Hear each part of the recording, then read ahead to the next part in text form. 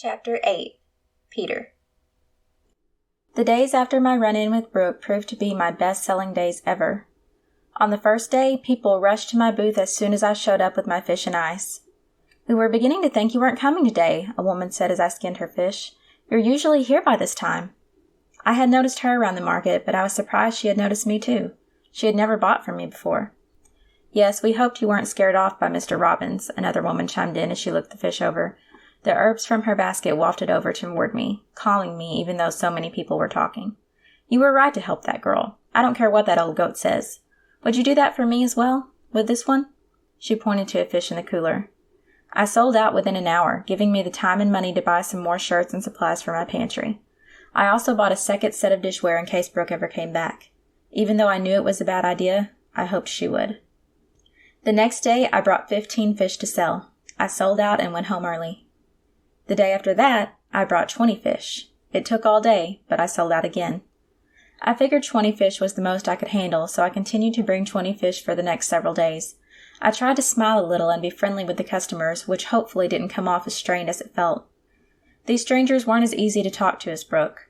They all said the same thing, and none of it was real. They were talking for the sake of talking, because that's what they thought they were supposed to do. It wasn't anything like being with Brooke. I looked for her often, anxious whenever I saw a brown-haired girl bobbing through the crowd, but it was never her. Instead, it was a sea of loud, chatty people who were suddenly drawn to me. I had to overlook my discomfort and look at the bigger picture. If I had enough money going into winter, I could give myself enough food and warmth so that my body wouldn't think it was in danger and get too upset. I could go one whole winter without turning into the wolf. "Did you really catch these today?" a girl asked. She didn't look like she belonged in a farmer's market. She looked too fancy to be in Midnight Springs at all. "Yes," I said, pointing to the side that said, "Caught fresh daily." "Wow, that's incredible. Jeff, can we get some?" she asked, waving at someone to come over. My head shot up to see that it was indeed the Jeff she was calling. He looked panicked when he saw me, but took a spot next to her with his hands in his pockets. She hooked her arm around his. I raised an eyebrow as I took in the scene. She had to be the girl he was calling baby. She had to be the girl from the tent. The tent girl pointed to my cooler, staring up at him in adoration. "Can we get one? Miss Thompson can cook it for us." "Sure," he mumbled.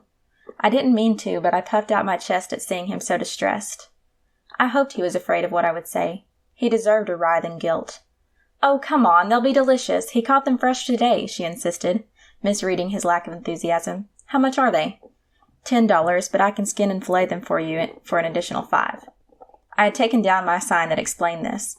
It seemed that more people took me up on it when I asked them directly, increasing my profit dramatically. "Oh yes, please skin them," she said. "Do you only take cash?" I nodded, and she started digging through her fancy purse. "I could skin and fillet it for you," Jeff argued. "It's not worth an extra $5. "Nonsense," she said, waving him off with a $20 bill. "This guy knows what he's doing. Just keep the change." "Thank you," I said, bowing my head in gratitude. "Jeff, would you mind waiting here while he gets it ready? I want to go check out that essential oils booth again. I can't get that lavender smell out of my head, and I think it's a sign I need to buy it," she said with a smile.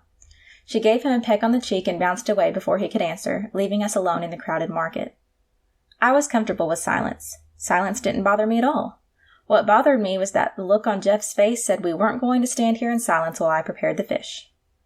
I looked around, hoping someone else would come and buy a fish and save me from the conversation that was sure to come, but they didn't. I even tried to make eye contact with them. No one noticed. They all buzzed around with their crinkly paper bags full of peaches and potatoes, oblivious to the moron in front of me and our impending conversation. "How is she?" Jeff asked, his voice low. I could feel him staring at me, but I didn't meet his eyes. I shrugged, focusing on the fish. I started yanking the skin off with my pliers, harder than I really needed to. The guy really got under my skin. Now that I had a growing list of reasons why I hated him, he was even more insufferable. "Did you have to bring her to the hospital?" he whispered. I shook my head no. I didn't know why he was afraid someone would hear him. The essential oils booth was too far away for the girl to. I could barely hear him. Was it so bad that he was concerned about Brooke? Did he feel like he needed to be ashamed of it? I was surprised that the guy knew what shame was at all. "Well, what did you guys do for her? Is she feeling any better now?" he prodded. He wouldn't give up until he got something out of me. "Haven't seen her," I said. I was surprised by how sad and defeated it sounded coming out of my mouth. I wanted to see her. I wished I knew how she was, and not just so I could rub it in his face. I wanted to know if she was okay. I wanted to make sure her arm was healing well. "I thought you were friends," he asked, leaning on my table with both hands, causing it to creak under his weight. I obviously wasn't doing a good enough job at sending the message that I didn't want the guy near me if he felt comfortable enough to come closer. "Why would you think that?" I asked, still refusing to look at him. "Because of how you helped her in the woods," he argued. "She seemed so comfortable with you, and she isn't really comfortable with anyone besides Raven and me." "Wait, are you telling me you don't even know her?" "Not as much as I wanted to." "I had never met her before that day," I said, grabbing my knife to start cutting the meat. "What?" he exclaimed. A few people nearby glanced in our direction but quickly went back to shopping. They weren't afraid of me anymore. They probably thought Jeff was an irate customer that I was about to talk down. There was nothing to see here. "You mean I left her with a stranger that night?" he said through clenched teeth. His fingers started to clench too, on top of the table, like he was threatening me. No one threatened me. I finally looked up. He let go of my table and shrunk away from me when he read my expression. Good. My anger and annoyance were finally coming through. "You think that's the worst thing you did that night?" I said. My voice was calm and threatening. "Do you think she doesn't know the worst thing you did that night? When we were done bandaging her arm, I brought her back to the tent." His face paled. I actually watched the blood drain from it. I'm going to break up with her," he stammered. "Soon." "Who?" I challenged him. There was a moment of silence between us as he digested my question. An older lady laughed at a nearby booth. A man walked behind him and crunched into an apple, talking to a friend about how it was so much better than anything you buy at a store.